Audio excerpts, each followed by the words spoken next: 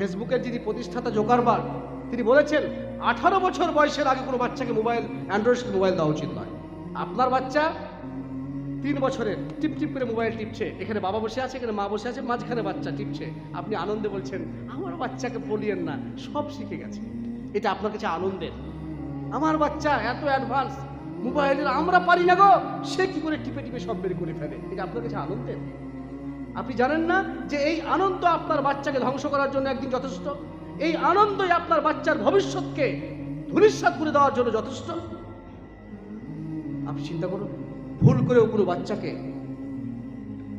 18 বছর 20 বছরের আগে মোটর বাইকে চাপতে দেবেন না, বাইকে চাপতে দেবেন না, তাকে বাইক চালাতে দেবেন না, চাবি দেবেন না। আপনি বলবেন প্রয়োজন আছে পিছনে বসো, আমি নিয়ে যাচ্ছি, কারণ এই বাচ্চা ধ্বংস হয়ে যাবে।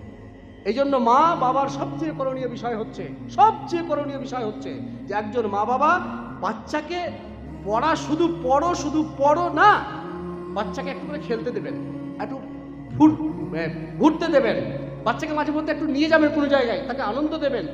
পড়াটা সবসময় বলবেন না যে পড়ুন, পড়ো সবসময় এভাবে বলবেন না। আপনি দেখবেন ঠিক আপনি আদর্শ শিখান, ইসলাম শিখান, কোরআন দিয়ে বাচ্চার জীবনকে গড়ে তুলুন, আপনার বাচ্চা ইনশাআল্লাহ একদিন সঠিক জায়গায় চলে যাবে ইনশাআল্লাহ। আমরা চেষ্টা করছি, এটা হাদিস নয়, কোরআন নয়, মা বাবার আদর্শে বাচ্চা আদর্শিত হয়।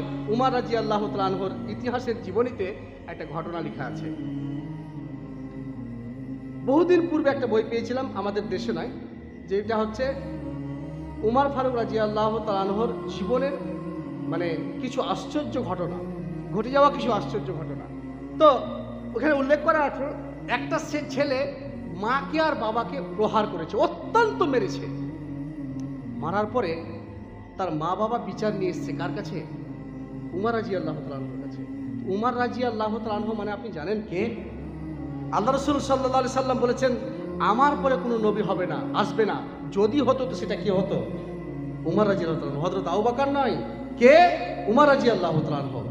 তো উমর রাদিয়াল্লাহু তাআলা আনহুর দরবারে বিচার সন্তানের ভিতর থরথর করে কাঁপছে। আল্লাহ রাসূল বলেছেন উমর আনতা তাশরাবু ফি তারিকি লা ইয়াশরাবু শাইতান ফি তারিকিকা। উমর, তোমার ঈমানের ভোল্টেজ এতই বেশি যে তুমি যে রাস্তা দিয়ে চলো সেই রাস্তা দিয়ে শয়তান চলে না, এত কঠিন তোমার ভোল্টেজ। উমর রাদিয়াল্লাহু তাআলা আনহু দেখলেন বিচার করতে হবে, সন্তান থরথর করে কাঁপছে, যে সন্তান বাবাকে মেরেছে, মাকে মেরেছে। উমর রাদিয়াল্লাহু তাআলা বললেন, ডাকলেন, বাবা ছেলে কাঁপছে, বাবা শোনো, বাবা মাকে মেরেছো, কেন তুমি বাবা মাকে মেরেছো? তুমি জানো না বাবা মাকে মারতে হয় না? সন্তান বলছে, আমি মুমিন, আমি তো জানি না যে আমার বাবা মাকে মারতে হয় না, এটা আমার জানাই ছিল না। একজন সন্তান বাবা মার কাছ থেকে ইনফরমেশনটুকু পায়নি যে আমাদের বাবা মাকে মারতে হয় না। আমার যতটা বলছে, তুমি জানো না যে বাবা মাকে মারতে নেই? না, আমি জানি না, আপনার মুখ থেকে প্রথম শুনলাম যে বাবা মার উপরে হাত তুলতে হয় না। তাহলে তুমি মারলে কেন? কিসের জন্য মেরেছো তুমি? তখন সন্তান বলল, আমিরুল মুমিনিন, আমার বাবা কোনোদিন বলেনি আমাকে যে বাবাকে মারতে হয় না, আমার মা কোনোদিন বলেনি যে মায়ের গায়ে হাত তুলতে হয় না, এটা আমি জানি না, কিন্তু আমার বাবা একটা বিষয় শিখিয়ে দিয়েছে আমাকে। কি শিখিয়ে দিয়েছে? আচ্ছা, দুটো ভেড়া, দুটো জন্তু আমাকে চড়াতে পাঠিয়ে আমাকে বলতো যেদিকে চরণ করে নিয়ে এসো, নিয়ে আসার পরে বাড়িতে বাঁধো। যখন আমি চড়াতে যেতাম তখন আমার বাবা একটা লাঠি হাতে দিয়েছিল, আমার লাঠি হাতে দিয়ে বলেছিল, সন্তান, এই দুটো ছাগলে যদি লড়াই করে তাহলে একটা লাঠি এই ছাগলের পিঠে দিবা, আর একটা লাঠি ওই ছাগলের পিঠে দিবা, লড়াইটা ছুটে যাবে।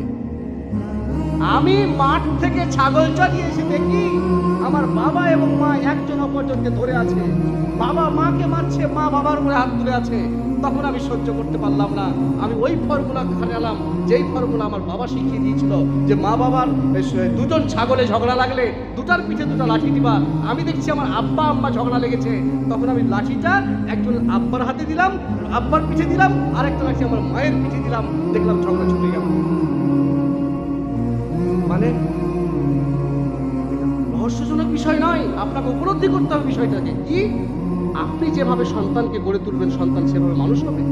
সে কচি, সে ফুল, আপনি যেভাবে তাকে নিয়ে যাবেন সেভাবে হবে। একজন সন্তানকে একজন পিতা লাঠি দিয়ে দুটো ছাগলের মধ্যেকার ঝগড়া ছোটানো শিখাচ্ছে।